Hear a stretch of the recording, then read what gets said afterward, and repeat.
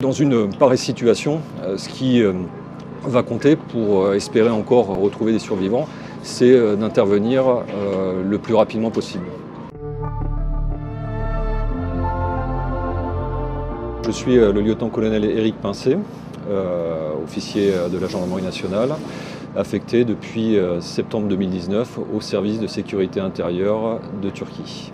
Au sein de cet effectif, je suis le seul gendarme et il y a 4 policiers spécialisés dans des domaines bien précis, terrorisme, immigration et criminalité organisée. On dispose également au sein du service d'un agent de recrutement local qui a donc la fonction d'assistante et de traductrice. Quand un événement exceptionnel survient dans un pays, l'ambassade va rapidement mettre en place ce qu'on appelle donc une cellule de crise. 2 priorités pour la cellule de crise. La première priorité, c'était de savoir si des ressortissants français comptaient parmi les victimes. Le SSI a essayé de travailler en contactant donc ses partenaires principaux, à savoir donc la gendarmerie, la police, la sécurité civile turque qui porte le nom d'AFAD.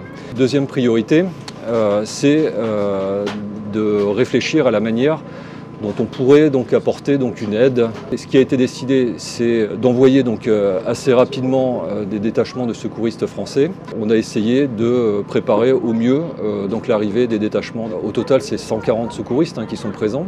Et donc voilà, l'idée c'est qu'ils soient engagés aussi au bon endroit et leur permettant d'utiliser au mieux leurs capacités. Les difficultés que nous, à notre niveau, on a pu rencontrer dans le cadre de cette projection, c'est déjà de se rendre sur la zone. Sur un trajet qui est censé durer 4 heures, on a mis 8 heures.